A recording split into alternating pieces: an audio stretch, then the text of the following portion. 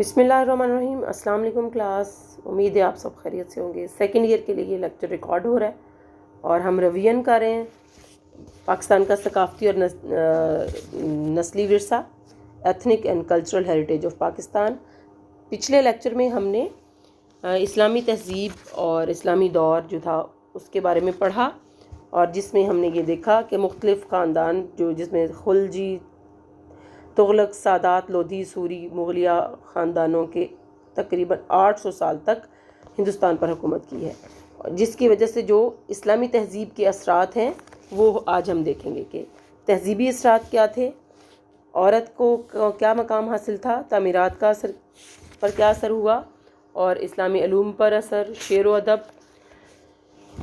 तहज़ीबी असरात में हिंदुस्तान में हिंदुओं की बजाय मुसलमान हुक्मरानों का रिवाज कायम हो गया, जिससे इस्लाम की सियासी ज़िंदगी कायम हुई। मुसलमान सलातीन ने मुआशरती इस्लाह व बहबूद के दो कारनामे अंजाम दिए जिनके आसार आज भी मुशाहिदा किए जाते हैं।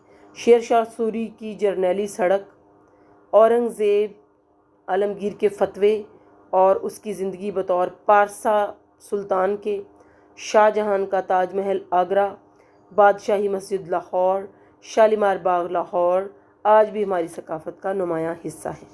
शहनशाह अकबर के ज़री निज़ाम की खूबियाँ हमारे मौजूदा निज़ाम में मौजूद हैं। औरत को इस्लामी सकाफ़त के मुताबिक एहतराम दिया गया। वो ग़ुलामी जो हिंदू सकाफ़त में पाई जाती थी अपने खावन की मौत पर सख्ती हो जाती थी, यानी वो भी ख़ुद को ज़िंदा जलाया करती थी। इस्लाम की आमद से वो जो लोग मुसलमान हुए उन्होंने इस रस्म को तर्क कर दिया और बेवाओं की शादी की इजाज़त दी। मुस्लिम मुआशरे में जो मिसाल कायम हुई और बेवा औरतों की शादी की आम इजाज़त हुई, औरतों के साथ घटिया सलूक नरमी और एहतराम में बदल गया। तामीरात में हिंद के मुसलमानों ने अपनी तामीरात में तुर्की अंदाज़ को अपनाया। मकानों की तामीर ख़ास तौर पर मस्जिदों का अंदाज़ तुर्कों का था। इस्लामी उलूम का असर, दीनी उलूम के साथ साथ फ़ारसी, अरबी, तिब, जोग्राफिया और रियाजी के उलूम को भी फ़रोग़ हासिल हुआ, अगरचे तालीम का अंदाज़ सादा था और गैर फ़नी था। शेर व अदब, शेर व शायरी के हुनर को तरक्की हुई। अमीर खुसरो और नज़ीरी जैसे बड़े बड़े शोरा पैदा हुए। उर्दू ज़ुबान का इजरा भी इसी दौर में हुआ, अगरचे फ़ारसी ज़ुबान भी सरकारी ज़ुबान रही, आज भी बरसगीर में उर्दू ज़ुबान राइज है। इस्लामी सकाफ़त का क़याम, ज़ात पात के निज़ाम की वजह से हिंदू मुआशरे में ऊंच नीच का फ़र्क था, इस्लामी सकाफ़त ने ख़त्म कर दिया और इनकी बजाय आमाल को इसका पैमाना बना दिया। इस तरह जो मुस्लिम मुआशरा में सकाफ़त वजूद में आई, उसके असरात आज भी हमारी सकाफ़त में नुमायाँ हैं। जज्बा आज़ादी का असर, मुसलमानों के 800 साल तक हुकूमत करने के बाद उस कौम में एक आज़ादी की रूह मौजूद थी और उस कौम ने कभी भी किसी की ग़ुलामी कबूल ना की। इसलिए 1857 के बाद तकरीबन 100 साल अंग्रेज़ की हुकूमत के ख़िलाफ़ मुसलसल जंग और आज़ादी की तहरीक जारी रही। बिलाखिर 1947 में आज़ादी हासिल करके दिखाई। औलिया कराम की खिदमत, मुसलमानों के इतने तवील दौर में जिन बुज़ुर्गों ने इस्लाम को फैलाने के लिए और दीन की अमली तबलीग में जो किरदार अदा किया, उसके असरात आज भी इस तरह हमारी सकाफ़ती ज़िंदगी में मौजूद हैं।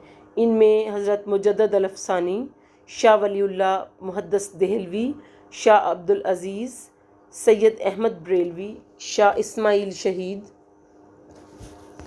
रहमतुल्लाह अलैह ख़ास तौर पर काबिल ज़िक्र है। इन बुज़ुर्गों ने अपनी तालीम और अमल से बरसगीर के गैर इस्लामी अकायद और रसूमात और अफ़ाल की जड़ें काट दी और सही इस्लामी मुआशरा और इस्लामी सकाफ़त को परवान चढ़ाया। जी, इसके बाद आता है जी अंग्रेज़ों का दौर।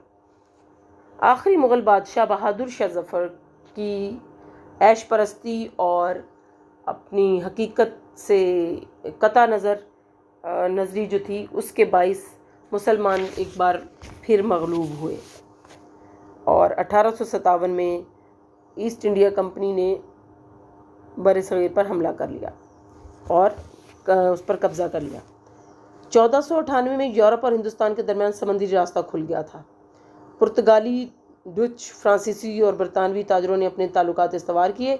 ان میں برطانوی تاجروں نے میدان مارا اور تجارت کے ساتھ ساتھ یہ سیاسی عمل دخل بھی قائم کیا اور ایسٹ انڈیا کمپنیاں بنا لی، حتیٰ کہ 1857 میں مغلوں کا آخری بادشاہ بہادر شاہ ظفر جو ہے سب کو دوش کر دیا گیا اور ہند و پاکستان میں برطانوی راج کی ابتدا ہوئی، اور برطانوی ثقافت نے اپنے پر پھیلائے اور انگریزی زبان کو دفتری زبان قرار دے دیا، جس سے سیاسی، معاشی، انتظامی، تعلیمی، قانونی اداروں کو برطانوی اداروں کے انداز میں ڈھالا جانے لگا، اور ساتھ ہی صنعت و حرفت اور آرٹ اور سائنس نے بھی اسی معاشرے کو متاثر کیا۔ 1957 میں آخر ہند کی تقسیم ہوئی اور پاکستان، بھارت دو علیحدہ اور آزاد ریاستیں وجود میں آئیں۔ انگریز ثقافت کے اثرات۔ انگریز کی ہندوستان پر حکومت تقریباً 100 سال قائم رہی، اور اس دور میں انگریز آئے اور اپنے ساتھ اپنے ثقافت بھی لے کے آئے، جس کے اثرات ہماری ثقافت پر آج بھی پائے جاتے ہیں۔ ملبوسات میں انگریزی لباس جو ہے وہ آ گیا، اس میں فیشن کو فوقیت ملی، جس میں کوٹ پتلون پہنی جاتی تھی، اور انگریزی زبان بطور سرکاری زبان رائج ہو گئی۔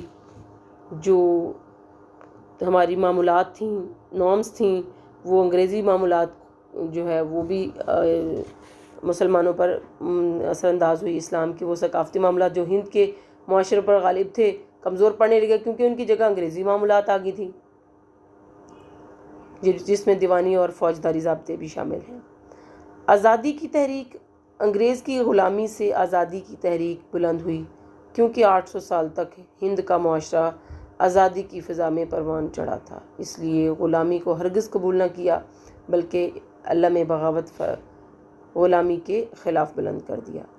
مسلم انگریز مخالفت۔ انگریزوں نے مسلمانوں پر ہندوؤں کو فوقیت دی، کیونکہ وہ ان کے اتنے مخالف نہ تھے جتنے مسلمانوں کے تھے، اس لیے مسلمان انگریزوں کا سب سے بڑا مخالف قرار پایا اور مسلمانوں کو زیادہ مصائب اور مظالم کا سامنا کرنا پڑا۔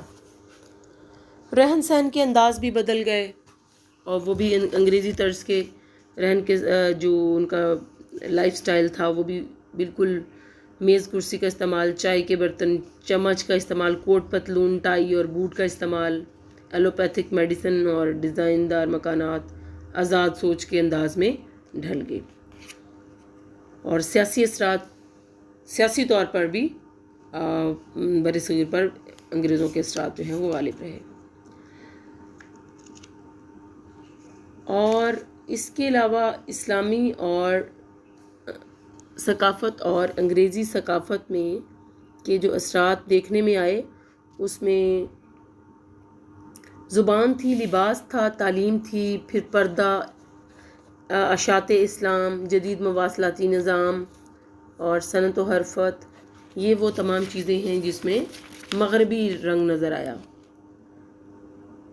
سیاسی نظام میں تو پہلے بادشاہی نظام تھا اور اس کی جگہ جمہوری نظام متعارف کرایا گیا، ڈیموکریسی آئی۔ معاشرتی تعمیر میں مسلمان روایتی اقدار اور سوچ کے حامل تھے اور انہوں نے جدت اور تغیر کی مخالفت کی، جبکہ انگریز جدت پسند تھے اور انہوں نے برصغیر میں جدید رجحانات اور سوچ کو فروغ دیا۔ فن تعمیر۔ مسلمانوں کا فن تعمیر اسلامی تہذیب کی عکاسی کرتا تھا، جبکہ ان کا فن تہذیب جدید یورپی تہذیب کی نشانی تھی۔